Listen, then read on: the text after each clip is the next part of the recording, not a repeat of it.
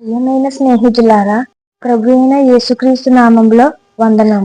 మనందరినీ దేవుడు ఎంతో ప్రేమిస్తున్నాడు. మనం చిన్నపిల్లలమైన దేవునికి చాలా విలువైన వాళ్ళం. బైబిల్లో మత్తయి సువార్త 19వ అధ్యాయము 14-15 వచనంలో ఏముందంటే, ఆయన శిష్యులు తీసుకుని వచ్చిన వారిని గద్దింపగా, యేసు చిన్నపిల్లలను ఆటంకపరచక వారిని నా యొద్దకు రానియ్యుడి, పరలోక రాజ్యము ఇలాంటి వారిదే అని వారితో చెప్పి వారి మీద చేతులుంచి అక్కడి నుంచి లేచిపోయెను.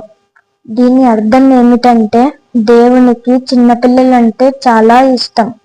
దేవుని సంతోషపెట్టాలంటే 3 మంచి పనులు చేయాలి. మొదటిది, దేవుణ్ణి ప్రేమించాలి, అంటే ప్రతిరోజు ప్రార్థన చేయాలి. రెండవది, తల్లిదండ్రులను గౌరవించాలి, అంటే వారు చెప్పే మంచి మాటలు వినాలి. మూడవది, ఇతరులకు సహాయం చేయాలి, అంటే స్నేహితులతో మంచిగా ఉండాలి. ఉదాహరణకి, మనం చదివే స్కూల్లో లేదా కాలేజ్లో మన స్నేహితుడు బాధపడితే మనం అతనికి సహాయం చేస్తే దేవుడు చాలా సంతోషిస్తాడు.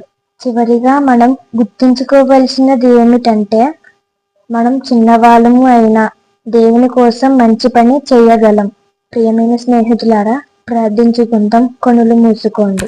ప్రియమైన తండ్రి, నీకే వందనములు. మమ్మల్ని మంచి పిల్లలుగా ఉంచుము. మేము ప్రేమగా ఉండేలాగా సహాయము చేయు. ఈ ప్రార్థన యేసుక్రీస్తు నామంలో అడుగుతున్నాము తండ్రి. ఆమెన్.